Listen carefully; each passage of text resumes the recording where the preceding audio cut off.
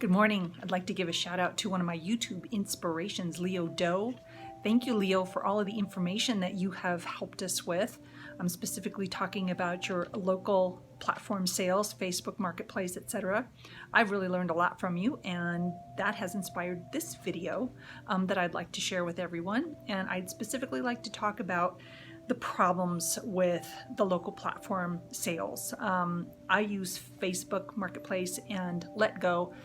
Craigslist seems to be a thing of the past. It's still around, but I have rarely listed things on Craigslist anymore that actually get any attention or anything other than some weird spam kind of emails. So I want to talk about specifically about the Facebook Marketplace platform, and to a certain extent Letgo as well.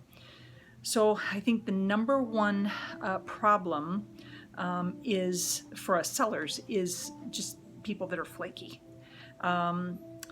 People that don't respond, people that don't show up, people that want you to hold an item, they really want it, but then they don't follow through. You might hold the item on good faith, and then they ghost you after that. So if someone messages you, as a seller, I'm assuming you try to get right back to them. Your phone rings, you get notification that you have a message, and within 30 seconds you are responding. Now you know that person had picked up their phone, they saw your item, they were interested enough to send you a message, and they messaged you, hey, is this available? Where are you located? And within 30 seconds, a minute, you send a message back. Yes, it's available. This is where I'm located. These are the details. Answer their question. And then you just don't hear anything. That's a big red flag right away. And unfortunately, that seems to be probably more than half of the messages that you're going to get on the local platform sales. I don't know why they take the time to look at your item and make an inquiry about it if they never intended to follow through, but that is just the way it is. They're going to waste your time. Now, it is possible Publishers Clearinghouse just got to the door. It is possible that a fire started in the kitchen. I suppose that is theoretically possible, but it's not likely. So if you're getting a lot of messages about something, maybe you just move on to the next person. Hopefully that is a serious buyer. But if you're selling something novel, or you're not getting a whole lot of messages about something, and you'd really like to make that sale, and maybe you want to just try a little bit harder, give them the benefit of the doubt. Maybe they couldn't get to the phone right away. Their phone's right there. But if for some reason maybe they're just not able to respond right now, you give them a couple more minutes, message them back. Hey, did you get my message? This is where I am. Do you have any questions about the item? Do you want to set up a time? Do you want the item? And if you don't get a pretty reasonably quick response, block them. They're time wasters, and they probably shop on Facebook and Letgo on a regular basis, and they will do it to you again. You didn't lose the sale. I know it's hard to understand that and to let that go. You're putting a lot of time into it, but they're not serious. They're wasting your time. They'll do it to you again, and it's better just to block them so you don't have to deal with them again. It's the same with people that live just way out of your area that are not interested in coming to your area to pick up. If they're too far away, it's not that they're bad people or that you don't like them.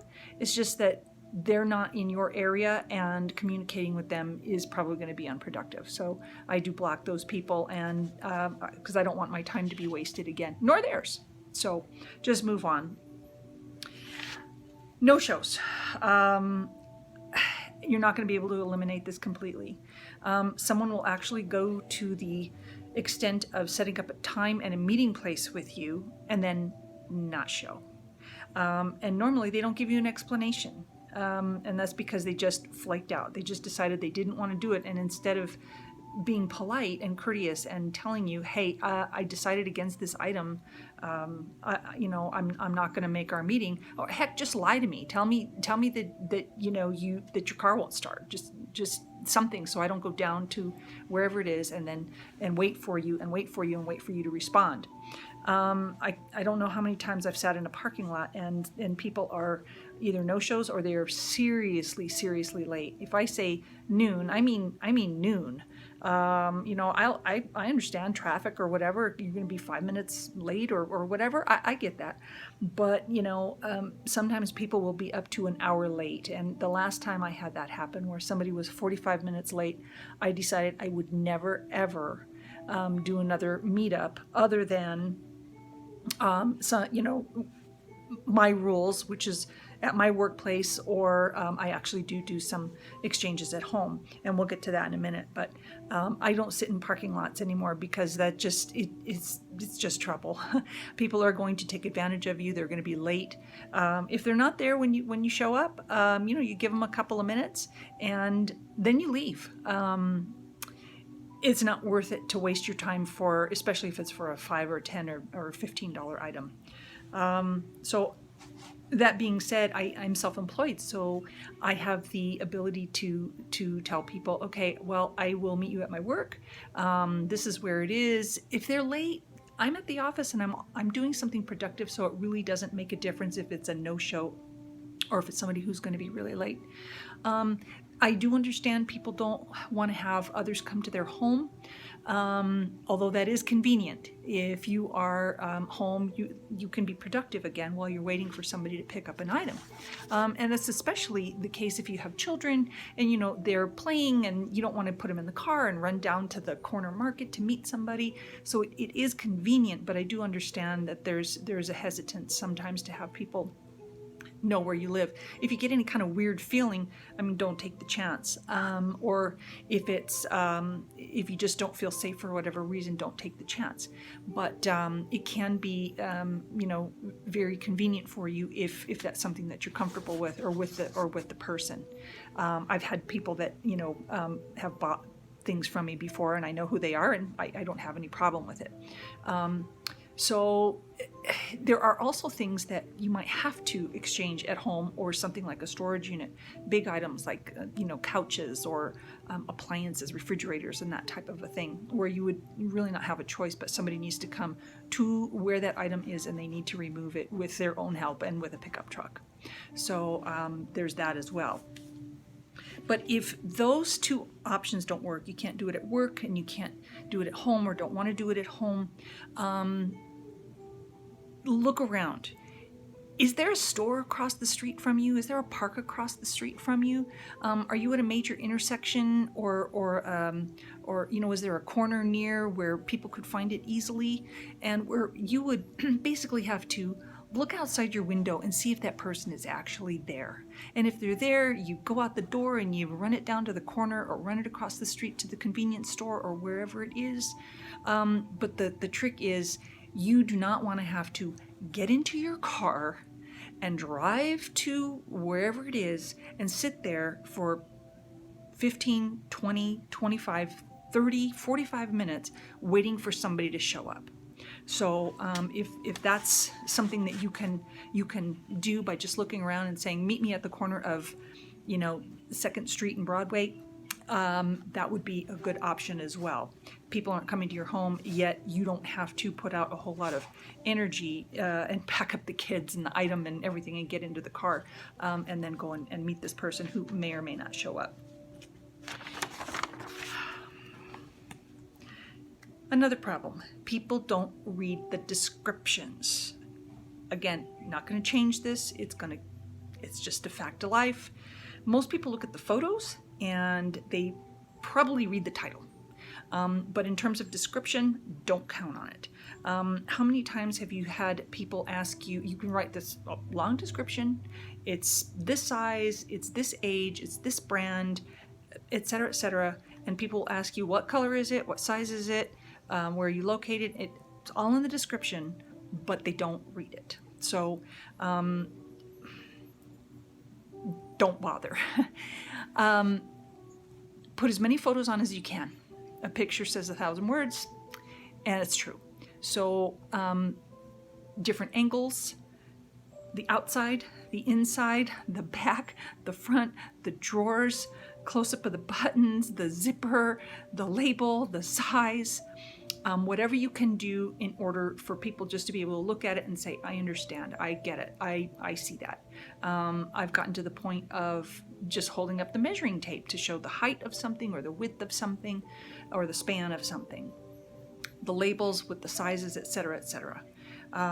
People will look at that, and that'll probably answer most of their questions because they aren't going to read your description. And I try to put as much information in the title. For instance, boys jacket, size 4, runs big, new with tags, whatever the details are that I would normally put in the description, I try to fit it into the title. If there's anything left that needs to go into the description, I put it in the description. Otherwise, I kind of just, reiterate new with tags or, great condition or excellent condition or whatever it is.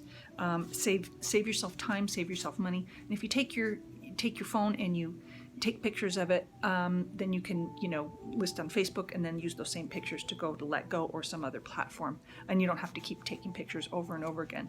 Time is money. So if you want to get these things listed, you want to get them out there and you want to get them sold. And the more productive your ad can be, whether that's pictures or the title rather than the description, or speed, getting them on and getting them sold and getting them off and replacing them with new products, the more time you're going to save and the more money you're going to make. Finally, and although there's a lot of issues when it comes to problems with local selling, I'm going to just close with one last thing, and it might not be obvious. So let's say you have an item on and you're getting a lot of messages. People are like, is this available? Is this available? Is this available? And asking you questions about it. But you're not actually making a sale. You keep getting messages, people wanting it, but you're not actually making the sale. Your item is too cheap. You have listed it too cheaply. Raise the price. And I know that almost sounds counterintuitive. You would think, oh, I'm going to lower the price and I'll get more interest. No, interest isn't your problem.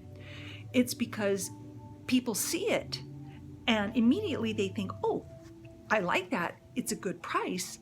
I'm going to ask questions about it, but they haven't really thought through, do I really want to buy this item? But they are showing their interest.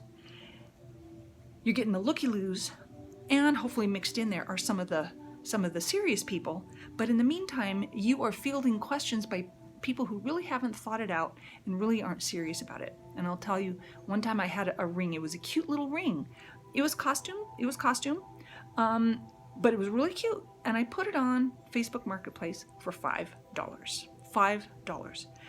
I got over 1,000 views and I got hundreds of inquiries about it.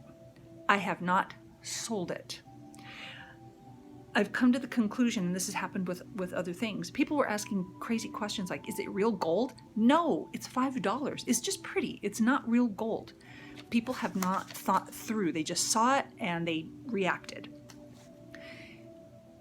If you take that item and you add to the price or double the price, $10, $15, whatever it is, you will get many fewer responses, but it will sift out a lot of those people that are just reacting and as a consequence are wasting your time. And like I said, I know that sounds counterintuitive, but the more trouble I have, the more work I have to put into selling a product, I feel like the more money I need to get.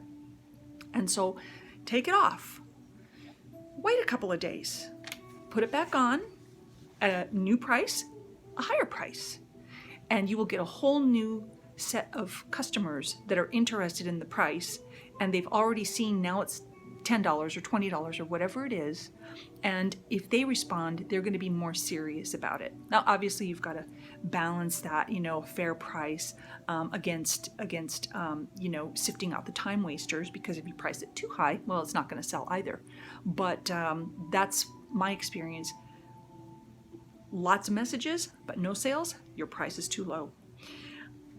Good luck with your local selling, and I will see you next time.